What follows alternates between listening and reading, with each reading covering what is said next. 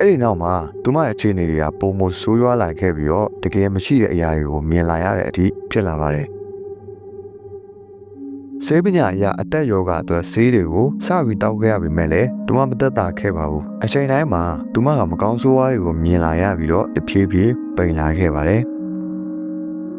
အစပိုင်းမှာတော့သူမကိုပူကတ်ထားတဲ့မကောင်းဆိုးဝါးဟာညပိုင်းဒီမှာပဲအားကောင်းပြီးဒုက္ခပေးနိုင်ပေမဲ့သူမအားရော့လာတဲ့အခါမှာမနေ့ဘက်တွေမှာပါအဲ့ဒီနတ်ဆိုရဲ့ပြုစားတာကိုမြင်လာရပါတယ်နောက်ဆုံးဆောင်းဝဲကန်းထဲမှာတော့အဲ့လိုတွေမြင်လာရတဲ့အတွက်ကြောင့်မလို့အခြေအနေတွေကအဆိုးရွားဆုံးဖြစ်လာခဲ့ပါတယ်ဘလို့မှရင်မဆိုင်နိုင်တဲ့နောက်ပိုင်းမှာကောင်းမလီကကြောင်းတက်တာကိုလုံးဝရက်လိုက်ရပြီးတော့အိမ်မှာပဲပြန်ပြီးအနားယူဖို့ဆုံးဖြတ်လိုက်ရပါတယ်။ဒါပေမဲ့အိမ်ကိုရောက်သွားတဲ့အခါမှာအိမ်ကလူတွေကိုသူမပူးကတ်ခံရတဲ့အကြောင်းပြောပြခဲ့ပေမဲ့အိမ်အိမ်သားတွေကလည်းအသက်ယောဂကြောင့်သူမထင်အောင်ထင်မှားဖြစ်တယ်လို့ပဲထင်ပြီးတော့ဆရာဝန်နဲ့ပဲကူခဲ့ပါတယ်။ဒါပေမဲ့မသက်သာလာပါဘူး။ဒီချိန်ကျမှသူမမိဘတွေကသူတို့ကိုဝယ်တဲ့ကက်သလစ်ချက်ကြောင်ကတဲဟုတ်ဆရာဖုန်းတော်ကြီးနှစ်ပါးကိုပင်းဆောင်ပြီးတော့အပနေဖို့ကိုစားလုပ်ကြပါတယ်။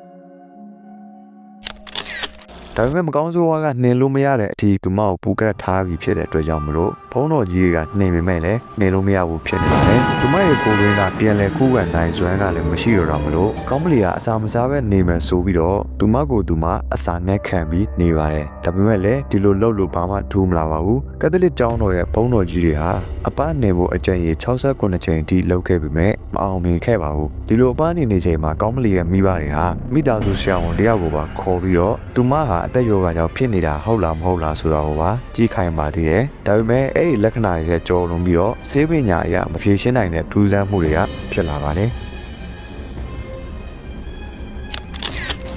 အဲ့လိုနဲ့အခြေအနေရာတပြေးပြေးပိုဆိုးရွားလာခဲ့ပြီးတော့အဲ့ဒီကောင်မလေးဟာအပနေနေချင်းနဲ့ပဲကွယ်လွန်သွားခဲ့ပါတယ်။